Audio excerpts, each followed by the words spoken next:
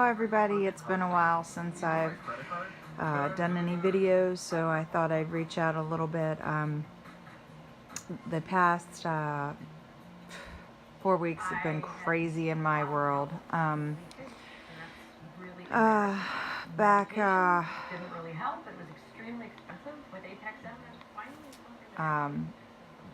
let's see, we'll rewind back.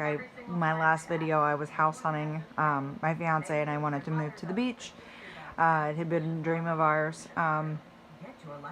So we had our New Year, we celebrated our New Year, and January 2nd, 2019, I came home and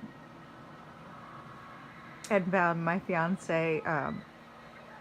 He was collapsed on the floor, and when we rolled him over, he was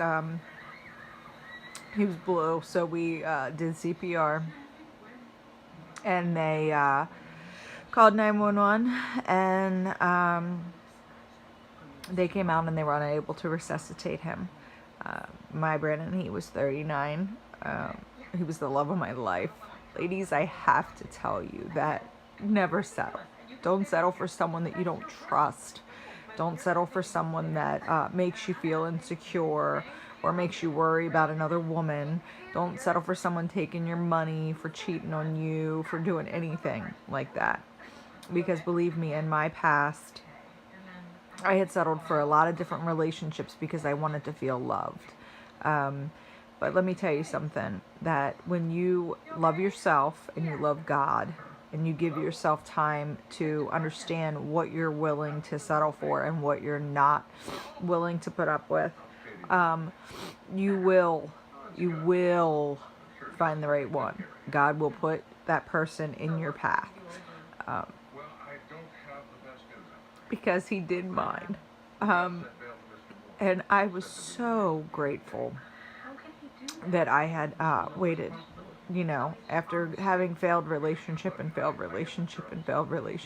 was so glad that I had waited for someone like him, because he definitely was so much. He would make me breakfast. He brought me flowers into work. He would actually even bring my coworkers, because they used to get so upset that I got flowers so often and they didn't, that he brought them flowers in too. He was just that caring man. He'd have me a glass of wine when I got home and dinner cooked, the house clean, and he still worked his deal too. He still had his own thing he did. We ran a business. So, he told me he loved me about 500 times a day. He never wanted to go a length of time without telling me how he felt. So please, please don't settle for someone that is not what you're looking for. So back to what I was saying. I came home, and they're doing an autopsy so we can figure out what happened. But in the past 4 weeks, I lost him. Of course, my grieving process still is not over, nor do I ever think it'll be over. I'm not looking for a relationship. I don't ever foresee ever finding anyone that could be my Brandon.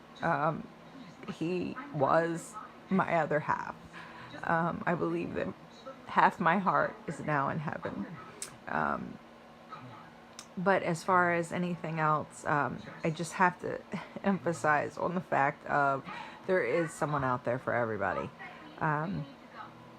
But so losing him, and then I had his viewing, and then we had a celebration of life. The celebration of life was very nice. At one point in time, our hall was so full that it was shoulder to shoulder.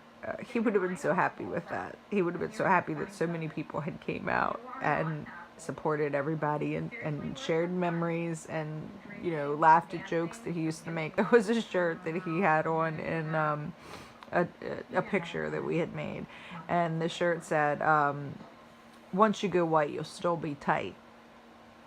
So of course everyone got a good kick out of that. So we had all that, and we had also given our notice because we had planned on moving to the beach. So the house that we were living in, we had to vacate. So after all of that, I had like a week to prepare for a move. I had to find a home. We're still not settled in it. We just moved this past weekend, trying to get the boxes and do everything and stuff like that. And sometimes I must say, life hits you, and it hits you all at once, and you don't know which way to go. I ended up shutting down my business because it just wasn't the same. Best Satellite was something that I ran with him. And even though the business was in my name and everything, it was something that we did together, and I just couldn't, I can't picture it. The work truck is in my driveway. I look at it every day and still wish that I could just be pulling in the driveway at the same time as that truck and that he was in it. I still wake up in the morning and roll over and to reach for him. I occasionally wake up in the middle of the night and it still doesn't seem real, and I look for him. So grieving is definitely something that you do on your own time. It's not something that someone can tell you. There's no time limit on it. So anyone who's out there and dealing with anything like this and reading this, I hope that this touches you.